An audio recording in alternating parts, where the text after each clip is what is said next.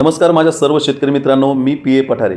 शेतकरी मित्रांनो, ऊस लागवड करण्यापूर्वी ऊसाच्या कांड्यांना बेण्याला प्रक्रिया करूनच आपण ऊसाची लागवड करायला हवी.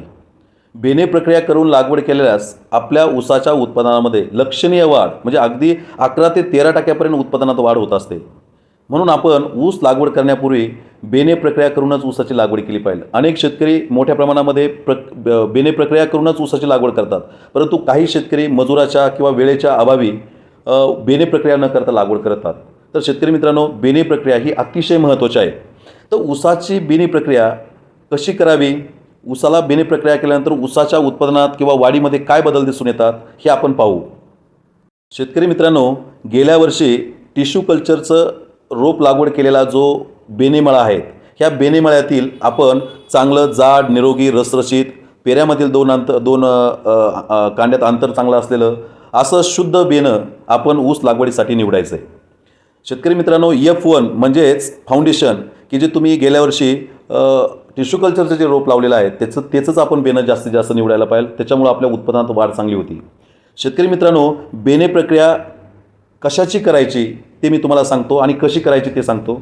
शेतकरी मित्रांनो, असं चांगलं बेणं आपण निवडल्यानंतर चांगल्या पाण्यामध्ये, चांगल्या स्वच्छ पाण्यामध्ये 200 लिटरच्या पाण्यामध्ये 20% क्लोरोपायरीफॉस, कोणत्याही कंपनीचं 20% क्लोरोपायरीफॉस हे आपल्याला 400 मिली घ्यायचं आहे. त्यानंतर त्याच्यामध्ये 2 नंबरला मिकनेल 16 हे त्याच्यामध्ये 500 ग्रॅम घ्यायचं आहे. Ferrous, manganese, zinc, copper, molybdenum, boron हे 6 सूक्ष्म खतं येतात. याचा बेस बोरॉन आहे. हे रानडेचं सूक्ष्म खत आहेत. ऊसासाठी अतिशय चांगलं आहे. ऊसाच्या पांढऱ्या मुळ्यांची वाढ होण्यासाठी, फुटवे चांगले निघण्यासाठी आणि निघणारा कोंब हा सशक्त सदृढ निघण्यासाठी मिकनेल 16 म्हणजे जर्मिनेशनसाठी मिकनेल 16 हे फार महत्त्वाचं आहे. तर हे आपल्याला 200 लिटर पाण्याला 500 ग्रॅम घ्यायचं आहे. आणि त्यानंतरनं बुरशीनाशक जे 22 जे त्याच्यामध्ये जो कंटेन आहे तो कार्बॅडेन्झिम जे 50% वेटेबल पावडर त्याच्यामध्ये असते. हे आंतरप्रवाही बुरशीनाशक आहे. हे जर आपल्या मार्केटमध्ये सहज उपलब्ध होतं आहे. हे आपण 300 ते 400 ग्रॅम 200 लिटर पाण्यामध्ये घ्यायचं आहे. जर तुम्हाला 22 उपलब्ध झालं नाही तर मार्केटमध्ये रोको हे आंतरप्रवाही बुरशीनाशक आपल्याला उपलब्ध होतं आहे. ह्या रोकोमध्ये थायफिनाइट मिथाईल हे 70% वेटेबल पावडर आहे. हे पण आंतरप्रवाही बुरशीनाशक आहेत. जमिनीमध्ये असणाऱ्या पिथियम, फ्युजेरियम, फायटोप्थोरा ह्याच्या पिकावर किंवा मुळ्यांवर हानिकारक ज्या बुरशी, ही बुरशी कंट्रोल करण्यासाठी लहानपणीचा जे रोप आहे त्या रोपाला बुरशीपासून संरक्षित ठेवण्यासाठी 22 आणि रोको ह्या दोन्हीपैकी एक हे आपल्याला 300 ते 400 ग्रॅम घ्यायचं आहे. असं सर्व द्रावणामध्ये सगळं एकत्र मिक्स करून आपण जे एक डोळा असेल किंवा 2 डोळ्याच्या कांड्या ज्या तयार केलेल्या आहेत, हे कांड्या डोळे खराब न होता आपल्याला ट्रेमध्ये टाकून ह्या कांड्या ह्या मुख्य द्रावणामध्ये 10 ते 12 मिनटं ठेवायच्यात. व्यवस्थित त्या भिजून घ्यायच्यात आणि हे काढल्यानंतरनं आपल्याला पुन्हा ते कांड्या बाहेर काढायच्या आहेत.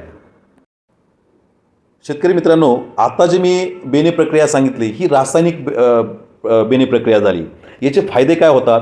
ज्यावेळेस आपण ऊस तोडतो, ऊस तोडल्यानंतर ऊसाच्या डोळ्याच्या मागे थोडीशी गॅप राहतो किंवा ऊसाचा पाचट वरून असल्यामुळे अनेक किडी असेल, पाचट असल्यानंतर जुन्या पाचटाच्या खाली किंवा त्या डोळ्याच्या खाली अनेक किडी अंडे वगैरे घालत असतात. बारकाल्या सूक्ष्म किडी त्याच्या खाली असतात. ह्या किडी ज्यावेळेस आपण ऊस लागवड करतो आणि ऊस लागवड केल्यानंतर जो नवीन कोंब येतो, ह्या कोमाला तो डंक मारायची त्याला भीती असते. म्हणजे त्यानंतर ऊसाला खोडकिडा तिथून आपल्याला तयार होत असतो किंवा पोंगेमर तिथून आपल्याला होत असते. त्याचप्रमाणे जमिनीमध्ये कटवर्म असेल, वाळवी असेल, लाल मुंगे असेल, तर अशा ज्या हानिकारक किडी आहेत ह्या किडींना कंट्रोल करण्यासाठी 20% क्लोरोपायरीफॉस अतिशय चांगल्यापैकी काम करतं आहे. शेतकरी मित्रांनो, ही झाली रासायनिक बीज प्रक्रिया, बेणे प्रक्रिया.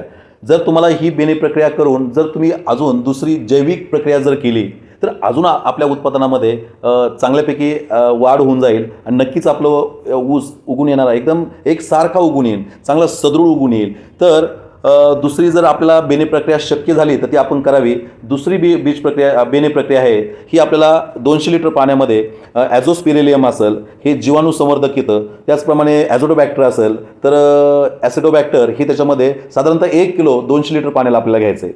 त्याचप्रमाणे PSB असेल. PSB हे फॉस्फरस, जमिनीतला जो स्थिर फॉस्फरस आहे हा विघटन करण्यासाठी हे जीवाणू संवर्धक येतं. तर हे तुम्ही PSB 200 लिटर पाण्याला 1 किलो त्याच्यामध्ये घ्यायला पाहिजे. थोड्या प्रमाणामध्ये तुम्ही 200 लिटर पाण्यामध्ये चांगला काळा गूळ असेल तर हा काळा गूळ एक साधारणतः 1 किलोपर्यंत तुम्ही त्याच्यामध्ये टाकू शकता. असं सर्व एकत्र मिक्स करून तुम्ही त्या द्रावणामध्ये एक 25 ते 30 मिनटं पुन्हा आल्हाद त्या कांड्या त्या द्रावणामध्ये आपल्याला बुडून घ्यायच्यात आणि 25-30 मिनिटानंतर पुन्हा तो ट्रे ह्या द्रावणातला काढून पुन्हा आपल्याला बेने लागवडीसाठी सरीमध्ये टाकायचे आहेत. शेतकरी मित्रांनो, ह्या 2 बीज प्रक्रिया केल्यानंतर नक्कीच आपल्या ऊसामध्ये आपल्याला लक्षणीय वाढ झालेली दिसेल. बेने प्रक्रिया करताना आपण जो ऊस घेतो हा ऊस साधारणतः 3-4 तासापूर्वी तोडलेला असावा. ऊस तोडून 2-3 दिवस आपण ठेवायला नाही पाहिजेत. आपण आज किती बेने प्रक्रिया करणार आहोत, किती ऊसाची लागवड करणार आहोत, एवढाच ऊस अगोदर आपण सरीमध्ये तोडायला पाहिजेत आणि तोडलेला ऊस व्यवस्थित बेने प्रक्रिया करून तो लागवडीमध्ये सरीमध्ये आपल्याला लागवडीसाठी वापरायचा आहे. शेतकरी मित्रांनो, आता बेने प्रक्रिया केल्यानंतर त्याचा फायदा काय होतो, एक 5 फायदे मी तुम्हाला सांगतो.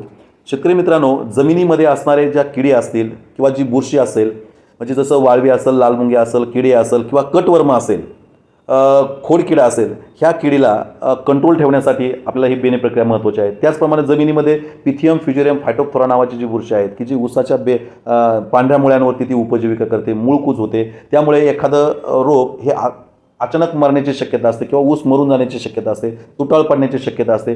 म्हणून पिकाला किडीपासून आणि बुरशीपासून चांगलं संरक्षण मिळण्यासाठी फार महत्त्वाची आहेत बेने प्रक्रिया. त्यानंतर पांढऱ्या मुळ्यांचा विकास चांगला होतो. त्यानंतर तिसरी गोष्ट म्हणजे ऊस उगून लवकर येतो, निघणारा कोंब हा मजबूत एकदम सदृढ येतो.